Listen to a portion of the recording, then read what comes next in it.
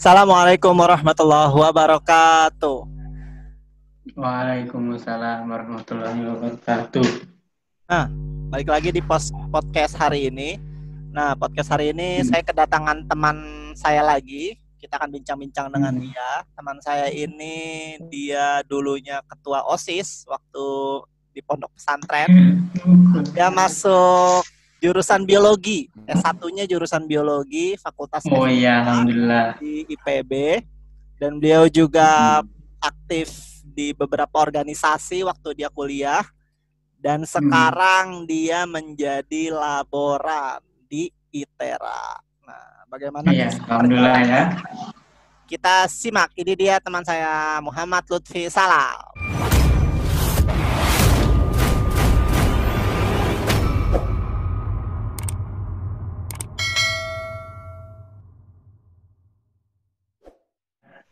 Nah, coba diceritain dari awal gimana prosesnya, kenapa bisa masuk ke biologi IPB dan kenapa harus jurusan biologi.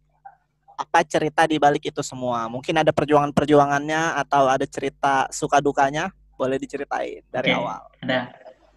Pertama, saya sekolah di SMP sama SMA itu swasta. Dia boarding. Nah, boarding yang notabene dia lebih ke arah keagamaan. Nah, ini sebuah pemikiran yang berbeda saat itu ketika saya aktif waktu itu di perlombaan-perlombaan di bidang sains, salah satunya seperti biologi, kimia. Nah, dan untuk mewujudkan cita-cita dari para santrinya saat itu, pemilik pondok pesantren ingin membentuk suatu sekolah tinggi keguruan sains berdasarkan Al-Quran. Nah, dengan dasar itu menjadi motivasi khususnya terus bagi saya sebagai santrinya, itu yang pertama. Terus yang kedua, kenapa saya pilih biologi juga? Karena saya dibesarkan dari SD itu di bidang IPA terus. Dan tanda kutip, nilai saya dari berbagai nilai rapot yang lain, itu yang paling gede selalu IPA. Nah, jadi itu menjadi dasar saya juga untuk memilih biologi. Nah, kebetulan saat itu karena saya meskipun di pesantren tapi notabene sekolahnya swasta, SMA juga, induknya tetap SMA sekolah menengah atas. Saya memberanikan diri waktu itu pilih biologi. Ya, nekat saja sih sebenarnya, nekat kan. Ya mampu bersaing nggak kira-kira gitu. Dengan bismillah akhirnya ya saya keterima. Cuman satu-satunya ya dari sekolah yang keterima senam PTN. Ya Satu-satunya? mungkin itu satu-satunya. Karena memang Masya ya Allah. sekolahnya juga kan ya boarding kayak gitu, yang notabene agama kan. Ya rezeki lah, rezeki. Jadi Itu sih Lutfi sebenarnya deh. ini dia dulu di pondok pesantren Darul Amal. Ya, Iya, di betul. mana itu, daerah mana? Di daerah Sukabumi, Kabupaten Sukabumi. Oh, Hmm. ente juga orang Sukabumi kan ya? Iya, orang Sukabumi. Daerah mana rumah Tapi ente? sekarang daerah Surade, Sukabumi Surade. Oh. Uh, Kalau sekarang udah nggak di Sukabumi, Suka apa? suka dia. Suka dia. Kok nggak tahu sih? Iya. Iyalah, suka Jadi, dia lah. wah, gimana rasanya menjadi satu-satunya orang yang lolos ke IPB dari Ponpes itu, Pi? Wah, luar biasa ya. Ya, pertama bersyukur, yang kedua sedih ya. Oh, sedih. Kenapa sedih sih? Ya kita kan bahagia di atas harapan orang kan. Maksudnya orang kan juga berjuang kan. Nah, cuman bener-bener yang jurusan IPA itu dari 4 kelas IPA itu yang lolos cuma satu, dan itu gue gitu. Jadi ya bersyukur harus, tapi ya sedih juga iya gitu. Soalnya teman-teman ya juga ingin juga lulus, tapi ya mau gimana kayak gitu loh. Jadi si Itu sih sebenarnya. Lutfi Bersyukur ini dan lulusnya di jalur undangan ya, SNMPTN undangan ya. Waktu itu tahun ya undangan 2014. Dulu kakak-kakak 2014, kelas ada juga yang masuk IPB. alhamdulillah. Ada, tapi ini ya ada. Jurusannya beda sih. Hmm. Dan adik kelas banyak sekarang yang masuk IPB. Alhamdulillah semakin banyak sekarang adik kelas. Jadi kayak ada peningkatan. Alhamdulillah, alhamdulillah. Nah, jadi si Lutfi ini, saya ketemu sama Lutfi waktu itu di asrama. Jadi seperti yang udah kita bilang ya, udah saya bilang di podcast-podcast sebelumnya. Jadi PB itu mewajibkan mahasiswanya itu ngikutin asrama. Ya, selama 1 tahun ya, Pi ya? Semester 1 dan semester 2. Ya, 1 tahun. Kebetulan kita kamarnya deketan sama Lutfi. Iya, kebetulan ini juga nih RT-nya nih yang wawancara nih, RT-nya nih. Luar biasa. Lutfi ini adalah ustadz di lorong saya dulu. Ini kita bahas ente, jangan bahas aneh, Pi. Oh iya. Nah, jadi kalau yang lulus di ujian tulis atau mandiri, teman SMA ada yang masuk IPB juga? Ada juga. Waktu itu, tapi yang satu angkatan itu nggak yang lolos di IPB, cuman ada yang lolos di yang lain kayak gitu. Cuman kalau yang adik kelas ada yang lolos di IPB lewat jalur SBMPTN juga. Sebenarnya sekolah dimanapun yang jelas selalu ada niat ya pasti bisa gitu. Itu aja sih sebenarnya kayaknya. Iya. Nah, Sekolah sekarang kita bahas biologi nih. Kira-kira apa suka dukanya menjadi mahasiswa biologi IPB menurut NTP? Oh. Suka dukanya ya pertama karena biologi identik sama praktikum ya. Jadi ada beban berat sebenarnya dari menyisihkan waktu kan. Beda sama jurusan yang lain ya kan, yang jurusan lain kan daftar pustaka, cari aja baca buku. Kalau kita harus praktik, harus dikaji, ya itu tadilah ribetnya di sana sih. Sekolah kuliah juga iya ada tugas, praktikum juga ada tugas ya kan. Gitu. Cinta juga kadang maju kadang mundur. Nah, jadi serba salah lah sebenarnya di biologi itu. Harus kuat lah kalau di biologi, ya kan? Jadi di biologi ini ya, makanya ini terkenal dengan laporannya ya yang luar biasa. Nah, coba bisa diceritain emang sampai kayak gimana sih laporan di biologi itu, sampai dibilang yang lain tuh pada luar biasa gitu laporan anak biologi itu, sampai gimana emang? Nah, iya itu dia, karena kan ya dari segi jurusannya aja bio ya kan, ilmu hidup ya kan. Jadi apapun yang hidup ya dikaji sama kita ya kan. Kayak misalkan bakteri apapun itu, jadi kayak iseng gitu loh. Kebanyakan iseng, ujungnya juga laporan loh kayak gitu.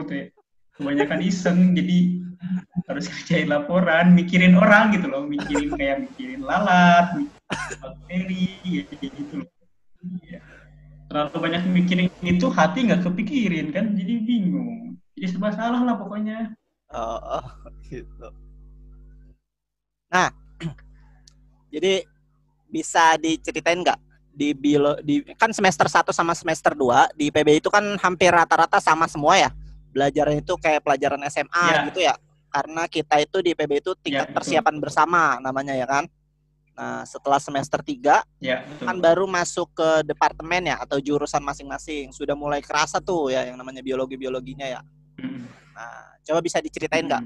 Kira-kira di biologi itu ada matkul apa aja? Dari secara singkat aja sih dan secara umum.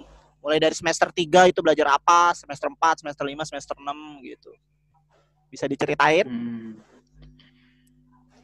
Belajar biologi yang tadi ya, pas TPB itu kita masih biologi dasar ya kan. Masuk ke semester 2 kita udah mulai itu masuk ke anatomi, lebih ke anatomi kayak anatomi baik itu tumbuhan, baik itu hewan.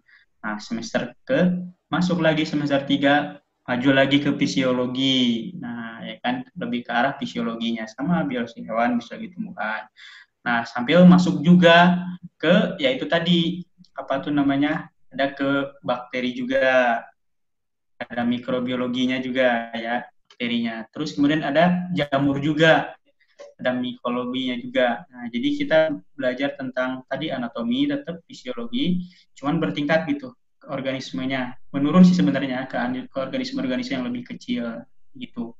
Masuk lagi ke semester 5 itu lebih peningkatan lagi, lebih ke arah bioinformatika, statistika untuk bisa mengolah data-data hasil dari penelitian. Kemudian semester 6 itu kita mencari topik-topik lebih ke arah apa tuh namanya karya tulis ilmiahnya, penulisan karya tulis ilmiah. Nah, baru semester 7 dan semester 8 kita fokus ke dalam penelitian. Itu sih, Teh. Jadi kalau di fisika itu kan nanti kebagi tuh ya, apa namanya penelitian itu kebagi, ada fisika teori, fisika instrumen, fisika eksperimen. Nah kalau di biologi sendiri pembagian kayak gitunya itu ada pembagian apa aja, dan itu mulainya di semester awal atau di akhir-akhir atau kayak gimana tuh? Oh, kalau di biologi itu ada 4 sih sebenarnya, ada 4 pembagian. Itu yang pertama mikrobiologi. Nah, itu lebih ke arah yang ke arah penelitian, yang ke arah bakteri, itu diarahkan ke arah sana. Silakan pilih dosen-dosen yang ada di sana. Terus yang kedua ada mikologi jamur. Nah, nanti ada yang ke arah jamur, kecendawaan, kayak gitu. Itu nanti penelitiannya tentang topik-topik hal yang seperti itu. Terus kemudian ada tumbuhan dan hewan. Seperti itu, ada 4 bidang sebenarnya. Dan itu diambil ketika kita sudah masuk semester 6. Kita mencari dosen-dosen yang mempunyai topik pembahasan tentang penelitian ke arah bidang-bidang tadi sih. Seperti itu sih. Jadi ketika mahasiswanya itu memilih ke tadi bidang-bidang itu, apakah ada mata kuliah khusus lagi nggak buat si yang ambil bidang-bidang ini gitu? Atau Oh iya ada. Di biologi itu ada namanya elektif, yaitu tadi pembagian kekhususan apa namanya mahasiswa menjadi bidang ahlinya di bidang itu. Jadi elektifnya itu tadi ada yang ya 4 bidang itu tadi ada elektifnya. Nanti dibuka mata kuliah untuk menunjang ke arah sana seperti itu. Jadi sebelum penelitian ada beberapa judul-judul mata kuliah yang mengarah ke arah sana gitu. Nah, coba diceritain. Jadi ente itu di biologi tadi ngambil bidang apa, penelitian ente itu apa dan kayak gimana gitu. Bisa diceritain nggak? Oh, oke. Di biologi saya milih bidangnya ke arah bidang mikrobiologi. Nah, kebetulan topik yang saya ingin kaji lebih dalam itu tentang biodiversitas mikroba pada rumen sapi. Jadi ada bakteri-bakteri pada rumen sapi. Nah, kebetulan itu kayaknya saya mencari dosen dan tentunya kita mengambil mata kuliah sebelumnya, mata kuliah yang menunjang ke arah penelitian ke arah sana. Nah, kemudian saya juga ngambilnya SC saya biokimia. Jadi saya ngambil SC biokimia. Ya, jadi kita ngambil mata kuliah yang menunjang ke arah sana. Seperti contohnya kita maki genetika dan molekuler, seperti contohnya itu yang bisa menunjang. Kemudian ada ekologi mikrobanya, ada biokimianya, kayak gitu. Nah, setelah itu barulah kita mencari dosennya. Dosennya tentu yang mengarah ke arah penelitian ke arah sana. Kebetulan saya waktu itu tanya-tanya di grup pasti tentu ada yang memposting dosen ini dia apa namanya fokusnya ke arah mana. Nah, tentu kita bisa seleksi memilih dosen. Kemudian kita datangi dosen tersebut, kita sebutkan niat kita ingin apa namanya mempelajari lebih dalam bidang ini. Tentunya nanti dosen akan menawarkan topik dia atau mungkin dari topik dari kita sendiri seperti itu teh. Nah, kebetulan saya waktu itu dapat topik dari LIPI waktu itu. Jadi saya dapat apa namanya ibaratnya apa ngebantu risetnya LIPI tentang itu tadi bakteri pada rumen itu sih. Oh, jadi penelitian ente itu penelitian LIPI juga gitu ya? Ya, LIPI itu dari LIPI topiknya dan biayanya ditanggung LIPI semua. Jadi saya penelitian di LIPI Cibinong di bioteknologinya. Ya, bioteknologi. Jadi topik itu ditawarin oleh dosennya, apa ente yang ngajuin? Apa emang udah nyari si LIPI-nya ngebuka topik penelitian gitu atau gimana? Oh, jadi kita matok dulu diri kita. Itu sih. Jadi yang paling penting kita matok dulu diri kita mau ke arah mana. Setelah itu kita cari dosen yang bisa mengarah ke arah sana. Setelah itu kita hubungi dosen tersebut. Nah, nanti setelah diskusi dengan dosen akan memberikan 2 pilihan. dia akan memberikan silakan penelitiannya akan mau topik dari kamu sendiri atau ada topik yang saya ajukan kepada kamu seperti itu. Jadi itu diajukan oleh dosennya. Ada nih topik ini, topik ini, topik ini dari LIPI. Kebetulan dosennya juga punya hubungan erat dengan LIPI seperti itu. Iya, iya, iya, iya. Hmm. Nah, ini menarik lagi ya. Jadi si Lutfi ini setelah lulus, dia ini dengar-dengar kabar sekarang itu jadi laboran di ITERA. Nah, mungkin bisa Ya, diceritain apakah langsung atau kayak gimana tuh ceritanya tuh dari lulus? Ya, lulus nih kan. Saya lulus waktu itu 30 Oktober, Pak. 30 Oktober 2000 wisuda 2019. Nah, setelah itu saya apply beberapa instansi, contohnya seperti Medion itu di bidang vaksin ya, Medion. Terus kemudian saya itu juga di Bio Farma. Nah, salah satu bidang yang saya ambil itu waktu itu Research and Development, R&D ya, R&D. Namun belum rezekinya ternyata Pak RT. Kemudian saya ditawarkan sama kumpulan alumni, asosiasi alumni, alumni direktur seperti direktur Mentos, Permen Mentos tuh, direktur Permen Mentos, direktur Johnson, bedak yang alumni IPB. membuat anak kecil kebetulan udah mau pada pensiun nih alumni IPB nih. Nah, dia membentuk sebuah perkumpulan alumni di Sukabumi, ngebentuk suatu usaha. Usahanya itu di bidang destilasi minyak serai wangi. Nah, kebetulan si serai wangi kan menghasilkan minyak setelah dirombak, didestilasi, tentu ada limbah.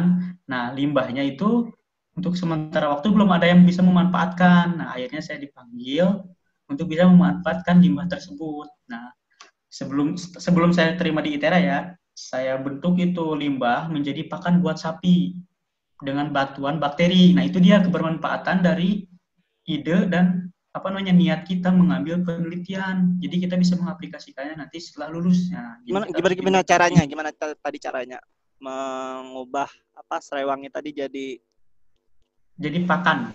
Iya, gimana prosesnya? Coba Jadi bisa pakan buat dijelasin sapi. secara umum gitu.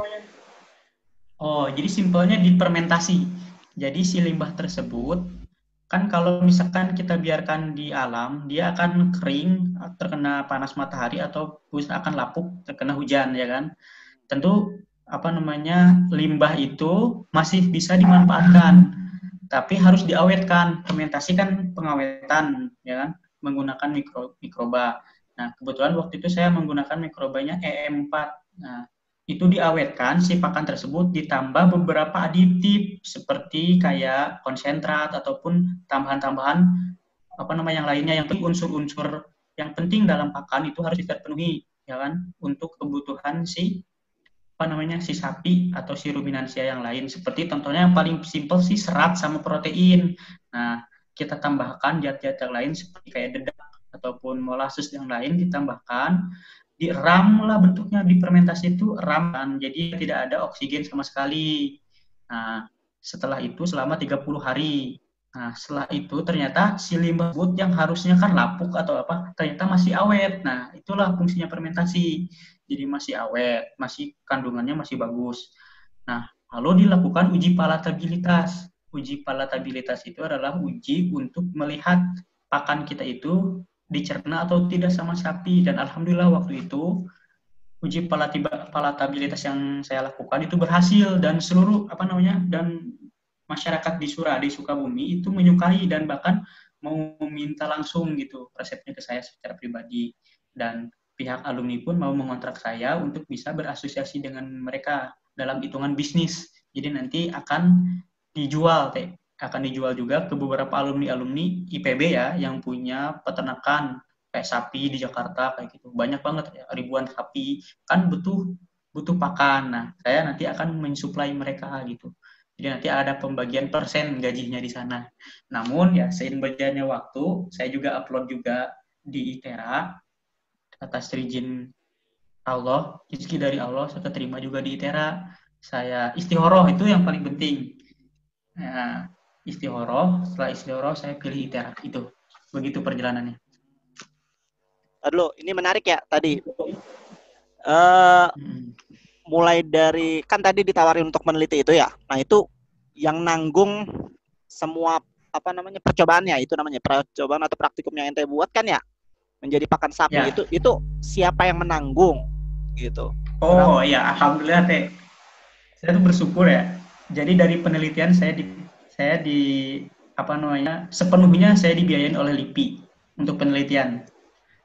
Oh, Tentu jadi itu masih kita dari tahu ya, LIPI. enggak beda lagi. Maksudnya dua tahap ini tuh saya enggak mengeluarkan uang gitu sama sekali gitu loh. Jadi ya penelitian juga ditanggung sama LIPI. Setelah lulus itu yang tadi ditanggung juga sama yang tadi mantan-mantan direktur tadi teh. Jadi seluruh bahan untuk penelitian itu ditanggung. Jadi LIPI hanya mengaplikasikannya gitu. Gitu sih. Nah, itu tuh Hmm. kan ente udah buat udah buat percobaan, udah jadi tuh ya kan pakan sapinya. Itu udah sempat Ya, dijualin juga kan berarti ke peternak-peternak. udah mau sudah mau dijual ke skala besar di Iya. peternak-peternak di kota yang gede-gede. Cuman ya udah keterima, cuman dapat info saya keterima di Tera, saya istihoroh kayak gitu. Oh, jadi tapi belum dijual tuh. Baru mau doang. Iya, nah, jadi sudah melambung tinggi tuh kepercayaan, ya kan? Oh, Di berarti kampung tuh udah, sebelum dijual itu berarti ente udah ngebagi-bagi gitu kali ya? Ngebagi-bagi gratis ya, gitu untuk dicobakan. gratis ini. Ya untuk dicobakan ke sapi-sapi sama domba.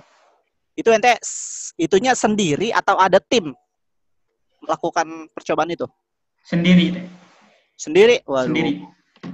luar biasa Ya. ya. Nah itu dia tadi. Ya, maksudnya sendiri ngerancangnya, cuman kayak untuk bahan-bahan yang skalanya besar. Kan kalau limbah kan besar ya, sekali buat ya taruhlah Iya. limbahnya itu teh di pabrik itu sekali destilasi itu 1 ton limbahnya. Tapi kan untuk penelitian nggak harus 1 ton kan, kita ambil sampel paling Ya, berapa kilo kayak gitu, iya. untuk membuat kepercayaan dulu. Nah, berarti ini kelanjutannya kayak gimana nih setelah ente tinggal kan? Kelanjutannya gimana dong? Ya, ya kecewa tapi bagaimana lah pihak sana. Cuman ya tadi karena kita adik kelasnya ya, itu alumni IPB semua teh. Alumni IPB angkatan 20-an ke atas lah. Oh, berarti itu tidak Udah lanjut. bapak-bapak. Ya tidak lanjut, cuman ditugaskan untuk mencari pengganti kayak gitu. Hmm. Nah, ini menarik ya. Mungkin ente bisa jelasin nggak secara rincinya gitu buat temen-temen yang pengen tuh jalur jalur apa namanya kerjanya atau jalur hidupnya itu setelah lulus kuliah itu emang pengen jadi peneliti minimal yang kayak ente lakuin tadi. Nah, itu bisa dijelasin nggak perjalanannya? Mungkin gimana cara dapat infonya, kenalan dengan alumni-alumni PB-nya itu bagaimana, dapatnya dari mana, harus kemana, harus mulai dari mana. Oh ya, satu sih rumus simple ya. Rumusnya satu, fokus. Jadi percaya atau tidak percaya, apa yang kamu tulis itu akan terlaksana seiring berjalannya waktu.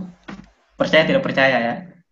Saya punya akun media sosial, saya punya Facebook. Saya selalu upload tentang LIPI dulu. Walaupun pada saya nggak tahu sih LIPI itu apa. Saya upload selalu informasi tentang LIPI, pengkajian-pengkajian LIPI.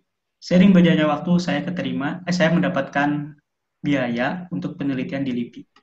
Itu yang yang yang yang saya lihat. Jadi apapun yang kita upload di media sosial kita itu adalah doa untuk kita. Iya, Allah. kamu adalah apa yang kamu baca. Ya, kamu adalah apa yang kamu baca. Jadi kalau buku kamu baca tentang ini, maka kamu akan bisa ke arah sana. Kamu ingin menjadi seorang peneliti, maka buku yang harus kamu baca adalah tentang ke arah sana. Seperti itu, Teh. Yang maksudnya yang dulu saya lakukan tuh Insya begitu. Allah.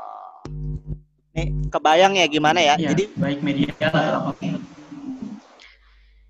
Jadi untuk orang-orang sains atau orang-orang lapang orang-orang praktikum gitu ya, kayak biologi, fisika, Ya, itu tuh kalau penelitian itu memang harus ada yang dicobakan kan ya.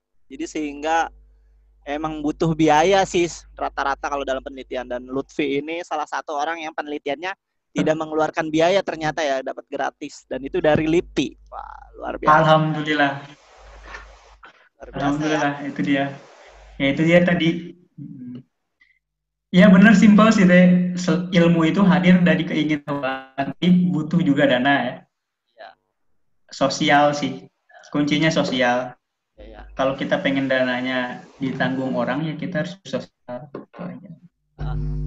Nah, tadi balik lagi kan tadi ente dapat project kan istilahnya ya untuk melakukan percobaan itu kan Ya dari betul. alumni IPB. Nah, itu proses mendapat info dan kenal ke alumni itu kayak gimana proses detailnya, Pi? Oh, terus detailnya itu kebetulan selalu ada ini kayak jalan ya. Itu udah tua. Jadi pasti apa namanya kita tuh nggak bakalan jauh dari orang tua kan. Kalau orang bergerak ke arah sana pasti tentunya anak juga pun akan bergerak ke arah sana teh. Ya, Jadi benar. kebetulan orang tua itu emang senangnya emang dari dulu guru biologi orang tua tuh. Oh, Jadi senang ke arah sana. Kebetulan kerja di daerah yang seperti taruhlah seperti hanya itu alumni IPB. Nah seperti itu sih simpelnya. Jadi kita nggak bisa baca juga kalau untuk itu gitu. Kalau untuk bisa dapatkan itu tuh kita sudah rumus cuman sosial sosial entah itu dari orang tua kita dari teman kita mungkin kalau yang udah punya pacar dari pacarnya kayak gitu loh info itu selalu ada aja sebenarnya. Iya. asalkan Kalau mau saya kan nyari ini aja kan ya. lagi ngincar anak iya ya makanya saya juga nih lagi nyari kan anak fisika kan. Yang mana nih, Pi?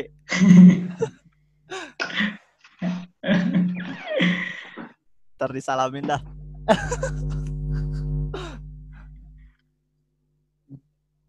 Nah, oke, lanjut lagi nih. Jadi habis itu kan dapat ini info ya. Nah, dapat info bahwa ITERA ini membutuhkan laboran itu dari mana sih sebenarnya awalnya tuh? Media sosial Di Facebook atau mana? di media sosial di WhatsApp. Oh, Jadi terus? ya itu bijak-bijaklah main WhatsApp kayak gitu loh. Jadi pernet grup-grup yang sekiranya bisa mengarah ke arah tujuan kita. Jangan chat mantan terus atau jangan kalau chat mantan kan galau terus kita. Itu ente Terus kali itu, Bang. chat cewek juga berharap chat cewek terus berharap terus kan kita. Jadi mendingan cari-cari info-info yang ada di grup aja gitu. Kan orang kadang-kadang scroll nggak peduli gitu kan, padahal itu penting gitu. Nah itu jangan scroll dulu, itu info yang penting kayak gitu loh. Ambil gimana ya, ambil momen dalam peluang sekecil apapun ya, untuk ya siapa tahu itu rezeki kita kayak gitu sih teh yang lu pegang. Jadi ini poin Jadi pentingnya jangan juga. scroll nggak peduli gitu. Poin pentingnya juga jangan putuskan silaturahim dengan semua teman-teman yang pernah kita kenal gitu ya. Barangkali dari Betul. Tapi mereka. kalau sama mantan mah dikurangi ya, dikurangi kalau Tapi sama jangan mantan. diputusin silaturahim juga Sakit sama hati. mantan juga. Iyalah, Tetap lah. berhubungan baik. Temen lah ya, tetap. Iya. Oke. Nah, lanjut nih. Jadi setelah udah nge-apply ke ITERA, itu waktu itu tuh persyaratannya apa aja, terus apa namanya? Keterima sebagai laborannya apa gitu kerjanya gitu-gitulah. Wawancaranya gimana, perjalanannya mau ke ITERA itu gimana Oh, tuh, coba iya. diceritain dari awal. Nah, pertama kita mendapatkan info kan, itu yang pertama. Terus kita klik linknya, setelah diklik itu ada beberapa persyaratan. Tapi yang paling mendasar sih sebenarnya sama aja sih kayak kita ngelamar kerja yang lain. Yang dibutuhkan itu yang pertama pasti ijazah ya kan. Terus kemudian yang kedua nilai apa namanya nilai Transkrip. dari ijazah tersebut. Terus kemudian yang ketiga CV. Nah itu yang paling penting CV. Jadi 3 itu yang diupload. Setelah itu kita tunggu informasi selanjutnya. Nah waktu itu yang upload itu info tersebut ada 100 orang waktu itu. Oh, tahu 100 dari Ada mana? 100 orang. Dari dari kirim email. Jadi kan kita nanti kirim email. Setelah kirim email kan dibentuk grup ya, dikirim emailnya. Jadi bisa lihat orang yang pay kayak gitu loh. Ya. Nah, jadi ada 100 orang itu, sedangkan yang dibutuhkan cuma 3 orang.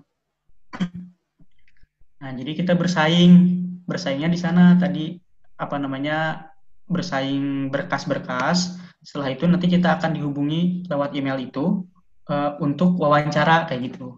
Jadi ya itu tadi doa sih kalau di situ. Kalau udah di situ udah doa, udah nggak ada lagi usaha lagi gitu loh. Udah Jadi tinggal tawakal doa. wawancaranya itu ente ke sana ke ITERA atau via online atau gimana? Via online, via pakai Skype waktu itu. Bukan via Valen ya? Bukan lah, kalau via Valen kan cantik. Oke. Jarak dari daftar itu ke wawancara berapa lama, lalu ke keterima itu berapa lama pengumumannya? Oh itu dia lama itu. Kalau kurang lebih ya dihitung-hitung kurang lebih saya apply itu 2 bulan lah, kurang lebih 2 bulan atau 3 bulan lah kita nunggu info itu sampai ke wawancara ya, sampai ke wawancara. Di wawancara bentar langsung pengumuman keterimanya. Kalau di wawancara itu sekitar 3 minggu apa 2 minggu lah kayak gitu, mingguan kalau nggak salah sih. Jadi sambil nunggu pengumuman wawancara, pengumuman keterima itu masih yang tadi ya, melakukan percobaan tadi ya? Iya, proyek tadi udah melambung itu kepercayaan. Udah orang udah percaya kayak gitu loh. Iya. Nah, apa yang ngebuat ente tuh kayak kan udah dapet tuh kepercayaan dari proyek tadi yang ente lakuin, dengan mudahnya ente memutuskan untuk udah di-cut nih percobaan. Proyekan ini di-cut, lebih memilih ke ITERA. Nah, itu pertimbangannya apa sih? Yang pertama istihoroh, itu yang paling penting bagi saya secara pribadi karena saya muslim kan. Yang pertama istihoroh. Yang kedua, kita bisa ngebandingin nih teman-teman. Kita kan baru lulus. Kalau yang satu itu proyeknya itu dalam bentuk bisnis, kalau yang ini dalam bentuk karyawan, ya kan? Tentu ada sebuah perbandingan kan. Bisnis itu sekali gaji bisa besar kalau misalkan laku kan produk kita, ya enggak? Misalkan saya dapat taruhlah saya dapat 40% dari hasil penjualan. Taruhlah misalkan hasil saya itu 1 ton terjual 1 ton. Nah, misalkan taruhlah 1 ton itu sekitar 4 juta, misalkan 1 ton 4 juta. Kalau misalkan orang butuhnya itu 9 ton, berarti kan 36 juta. Pasti skala besar butuhnya kalau peternakan besar kayak di kota kan. Taruhlah misalkan 9 ton, berarti kan 36 juta. Saya dapat 4% nih. Berarti sekitar 9 juta dong. Nah, tapi itu musiman gitu loh. Kalau ada gitu. Tapi kalau yang karyawan itu setiap bulan saya digaji kayak gitu loh. Itu perbandingannya. Jadi ya itu tadi. Yang paling pertama itulah istihoroh. Pokoknya kalau udah istihoroh itu udah nggak ada nalar lagi kita gitu. Udah nggak ada lagi istilah hitung-hitungan. Kalau udah istihoroh itu udah yang terbaik aja pokoknya. Saya waktu itu istihorohnya doanya, ya Allah kalau ini yang terbaik buat saya, tolong dimudahkan jalannya. Kayak gitu. Sebegitu cepat RT, 1 hari Allah mudahkan jalannya. Saya harus menyiapkan berkas-berkas dan besok harus ada di Lampung kayak gitu loh. Itulah keajaiban istihoroh. Benar-benar saya merasakan itu loh keajaiban istihoroh gitu. Dimudahkan sama Allah itu. Nah, jadi kan udah setelah wawancara, pengumuman keterima, berarti ente kan salah satu dari 3 orang tadi yang diterima ya? Sebagai laboran ITERA. Jadi ITERA ini kan Institut Teknologi Sumatera, tapi ada di Lampung gitu ya? Kalau nggak salah, betul. Berdirinya baru ya? Atau udah berapa lama ITERA berdiri ya? Berdirinya 2014. Kan berarti baru kurang lebih 6 tahunan lah ya sampai sekarang ya. Nah, baru jadi paling ada 1. Tapi itu udah ITERA tuh udah negeri kan ya atau belum? Negeri. Nah, negeri. Dan jadi ini juga tuh menjadi laboran ITERA. Laboran di jurusan apa, kerjanya ngapain, apa yang ente lakuin lah selama udah kerja di sana? Oh, saya jadi laboran biologi tuh. Nah, apa yang saya kerjakan yang pertama sih simpelnya pagi-pagi itu kan pasti ada praktikum dong mahasiswa ya kan? Ya. Otomatis membutuhkan alat-alat dan bahan-bahan ya kan? Kita sebagai laboran harus menyiapkan itu. Misalkan ada praktikum tentang ini, berarti kan kita harus tahu alat-alatnya apa yang harus dibutuhkan, sama bahannya apa aja. Nah, kita yang nyiapin. Berarti kan kita harus belajar dulu kan, apa-apa aja yang harus disiapin. Terus nanti alat-alat juga. Nah, itu alat tersebut kita harus jaga juga. Bila mana nanti ada mahasiswa yang belum bisa menggunakan alat itu, kita harus bisa menjelaskan ke mahasiswa gitu selama praktikum. Nah, setelah praktikum selesai, otomatis kan mahasiswa pergi itu kan. Nah, kita beresin lagi kayak gitu. Kita simpan lagi di tempatnya kayak gitu. Terus nanti paling kayak ngerjain laporan-laporan atau nanti bantu dosen penelitian kayak gitu sih yang saya dikerjakan. Kalau ada penelitian, ada project, pasti ada project nanti gitu. Tapi selama di sana jadi laboran, pernah ikut penelitian-penelitian anak-anak biologi gitu nggak? Yang belum sih, karena waktu itu saya masuk 9 Maret, jadi masih 1 bulan. Masih 2 bulan, ke 3 bulan sekarang. Dan waktu itu kepotong langsung sama COVID, jadi saya belum ada diskusi panjang dengan dosen kayak gitu. Cuman dosen udah memberikan isyarat bahwasanya nanti akan ada beberapa topik-topik penelitian kayak gitu. Ya. Nah, pengen nanya nih, kan ente udah lumayan lah ya, pernah ketemu kan berarti ya sama mahasiswa biologi di ITERA di sana kan? Disebut bapak juga teh. Masya Allah.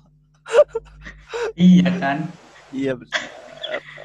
Padahal usianya nggak jauh beda, usianya kan nggak jauh beda. Oh iya betul. Nah, kira-kira menurut ente ada bedanya nggak sih jurusan biologi di ITERA dengan biologi di IPB yang pernah ente rasain? Ada. Apa tuh? Karena pertama yang harus ditahu, biologi ITERA ini baru banget. Dia baru berdiri 2017. Jadi baru 3 tahun. Belum ada alumninya. Jadi ya pasti beda lah. Cuman kalau misalkan dibilang alat-alatnya pasti baru-baru bagus-bagus ya. Gedungnya juga bagus-bagus lah. Pokoknya intinya kalau alat-alat, penunjang alat itu bagus-bagus. Cuman ya itu tadi, karena masih baru, jadi kadang-kadang konsep itu masih belum terkonsep kayak gitu loh. Kadang-kadang kita juga harus diminta bantuan untuk membantu konsepan-konsepan penelitian kayak gitu sih. Jadi, tapi kalau untuk fasilitas lab itu udah mencukupi nggak untuk semua mata pelajaran di biologi yang di sana? Cukup pasti, insya Allah cukup. Kalau itu kan udah pasti tanggung jawab dari Dikti ya, itu pasti cukup sih. Ini kan juga negeri sih, itu yang paling penting sih, karena ini negeri pasti cukup gitu. Nah, berapa penghasilan menjadi laboran ITERA? Apakah mencukupi? Oh iya. Biaya hidup ente? Ya kita berbicaranya kualitas aja ya. Kualitas aja ya. Kan gini, itu berbanding lurus sama UMR ya. Nah, saya sebut nominalnya hanya UMR-nya aja. UMR di Lampung ini itu sekitar 2,6 UMR, dan gaji yang saya dapat itu di atas UMR kayak gitu, udah simpel. Tapi cukup. Nah itu cukup lah. Biaya hidup di sana. Biaya hidup di sini sangat terjangkau teh.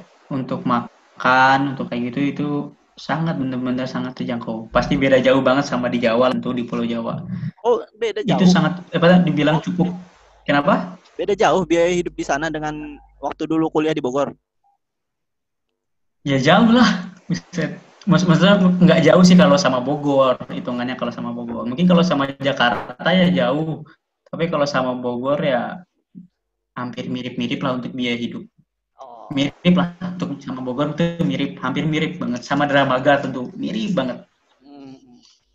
Nah, itu kan kalau untuk biaya hidup ente sendiri kan cukup ya. Kalau untuk biaya hidup berdua cukup enggak tuh? Oh, nah itu. Karena iya. Kalau untuk hidup berdua itu kan pasti ada persenan dong, ya kan? Ada 3 konsep sih, saya ingin bagi-bagi juga sih, ada 3 konsep untuk mengatur keuangan gaji itu. Tapi 50, 20, 30.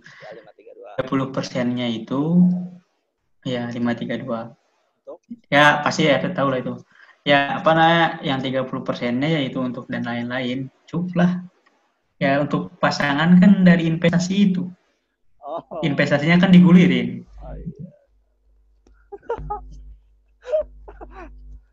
Aduh, rencana nih supaya bisa berdua itu kapan tuh? Oh ya, simple sih, mah gampang sih jawabnya. Ya kan kita punya panutan kan hidup di, ya kita kan sebagai muslim, saya sebagai muslim punya panutan. Panutannya Nabi Muhammad, ya kan. Nabi Muhammad itu menikah itu kan usia 25 tahun. Berarti kan secara garis besar itu tuh kayak menggariskan bahwa 25 tahun itu adalah angka yang paling stabil gitu loh. Angka yang paling stabil. Jadi ya karena saya sekarang 23 tahun, berarti kan Oh, itu 2 tahunan 23. lagi atau 3 tahunan lagi. 23 deh, semangatnya. Umurnya bukannya 28 ya?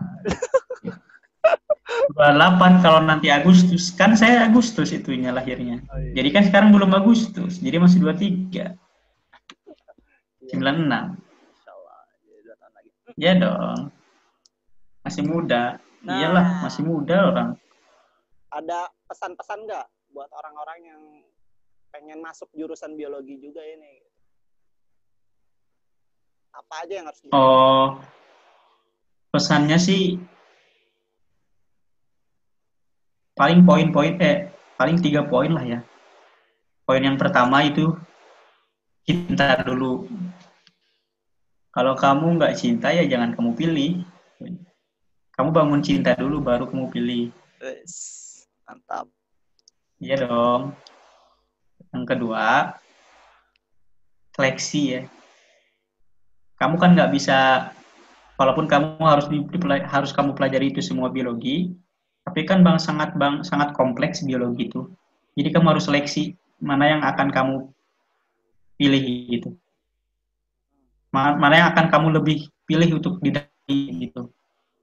Apakah kamu lebih mendalami, apakah kamu akan lebih mendalami apa tadi tumbuhan, silahkan gitu. Ya karena kan kita nggak bisa memilih semuanya, harus pilih. Buat nikah aja kita dulu kan. Nah, terus yang terakhir itu usaha dan doa, udah aja. 3 aja itu. Cintai, seleksi, usaha dan doa, udah. Itu aja. Bisa lah pasti. Oke.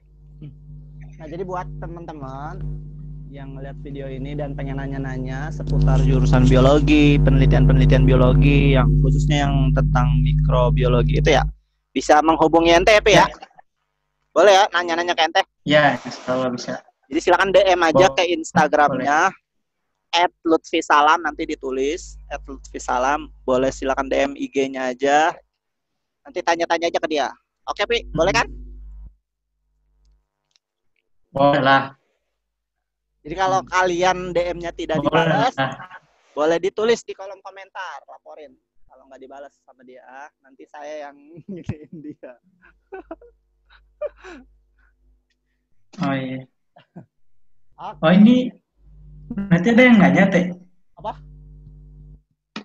Ada yang nanya nanti. Ya kali aja yang penasaran, ada yang nonton terus tertarik dengan biologi kan nanya-nanya ke ente. Atau kalau ada nggak apa-apa. Kalau ada yang mau daftar juga kan, insya Allah 2 tahun lagi tadi dia bilang rencananya ya, boleh.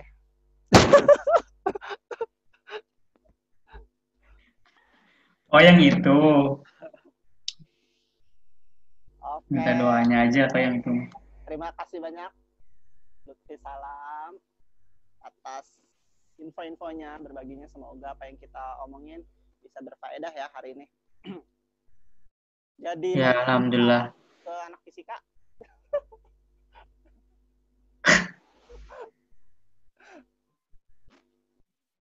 Oke, ada closing statement nggak dari ente? Kenapa? Ada closing statement nggak dari ente? Ya, closingnya itu